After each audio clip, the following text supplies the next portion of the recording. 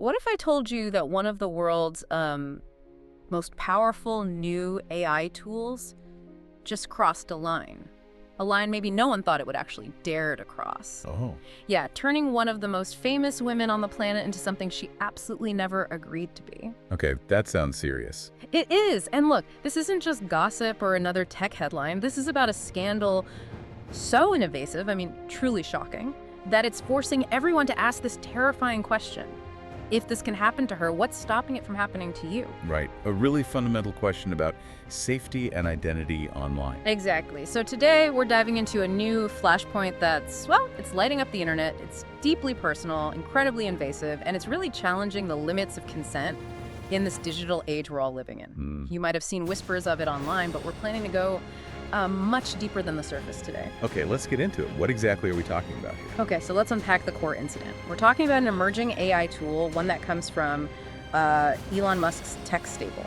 Right, one of those ventures. Exactly. And it has this feature, tellingly called Spicy. Spicy! Okay. Yeah.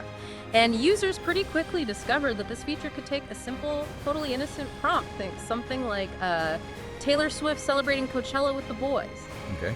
Seems harmless enough. Totally harmless. But it turned that prompt into a vivid, completely non-consensual video of this global superstar, well, stripping down. Wow. Yeah. Okay, so generating explicit content from a non-explicit prompt. Precisely. We're talking about AI generating footage, apparently, of Taylor Swift tearing off her outfit and dancing in a thong.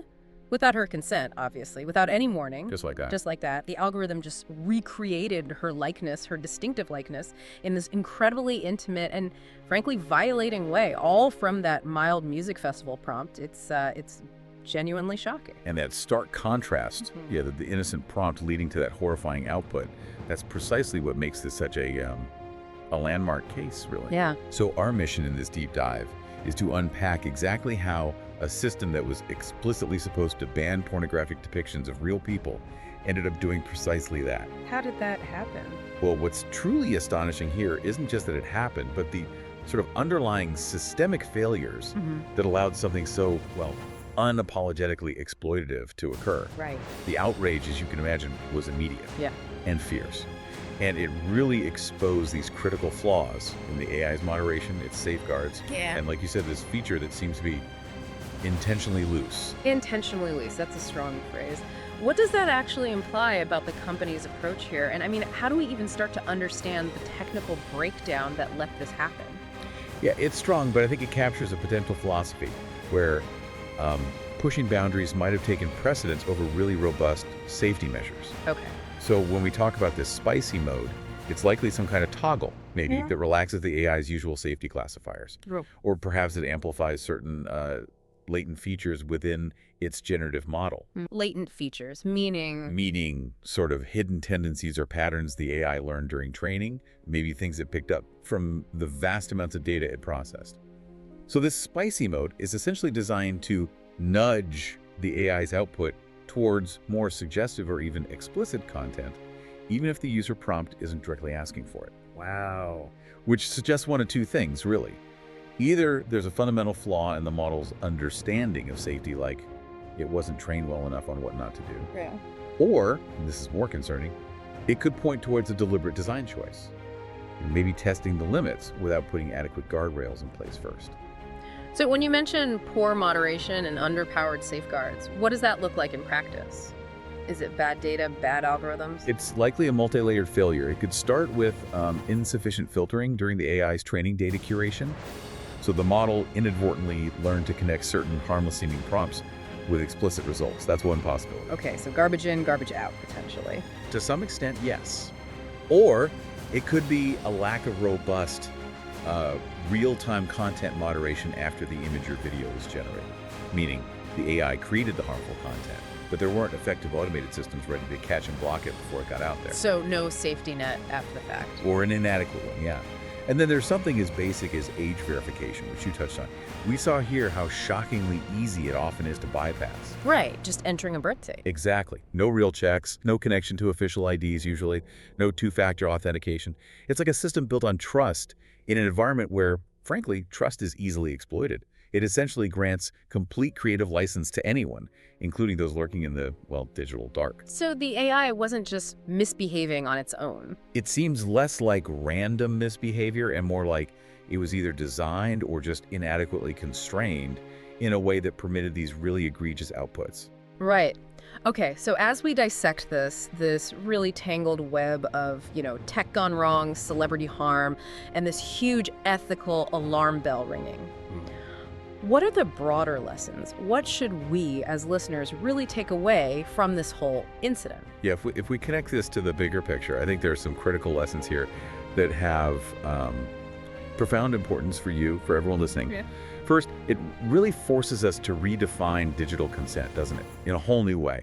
It's not just about ticking a box anymore. It's about the inherent ethical design of the AI itself, making sure it can't be easily weaponized to violate someone's digital identity, especially now when the lines between what's real and what's generated are getting so blurry so fast. That makes sense. What else? Second, it just screams that these content generation tools need smarter, much stronger moderation. Yeah. Particularly when they're playing with real people's faces and likenesses. Yeah, the stakes are so much higher then. Exactly. And this isn't just about filtering bad stuff out afterwards. It's about building in guardrails that actively prevent the generation of harmful deepfakes in the first place, rather than just reacting when they pop up. Proactive, not reactive. Precisely. Yeah. And look, the scaling challenges of AI content moderation are immense, we know that. But this incident just shows the severe consequences of getting it wrong. Absolutely. Is there a legal angle here too? Oh, definitely. Third, this whole thing exposes a gaping chasm in legislation. Current laws often really struggle to define harm when it comes to AI-generated likenesses, or even to assign liability. Is it the tool creator? Is it the user who typed the prompt? Existing deepfake laws, which are often reactive and quite narrow, are just being outmaneuvered by how fast AI is evolving. It leaves victims in this sort of legal gray area. So the law is lagging way behind the tech. Massively. Lawmakers are scrambling now, trying to criminalize non-consensual deepfake creation more effectively, but tools like this just keep exposing the loopholes in what we currently have. Okay. And finally, any other big takeaways? And finally, I think a public reckoning is happening. When a figure as beloved and frankly as visible as Taylor Swift becomes the face of this kind of algorithmic violation. Everyone pays attention. Exactly. We all sit up and take notice. Her experience just amplifies the conversation around digital privacy and consent in a way that maybe few other incidents could. It makes it real for a lot more people.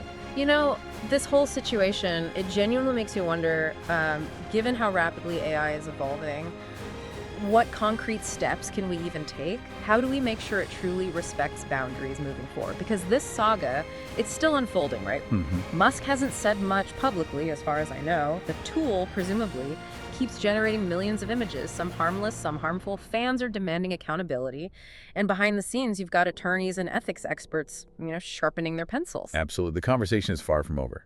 It really begs the question then, how long before AI genuinely respects boundaries? What protections should users and maybe more importantly, victims actually have?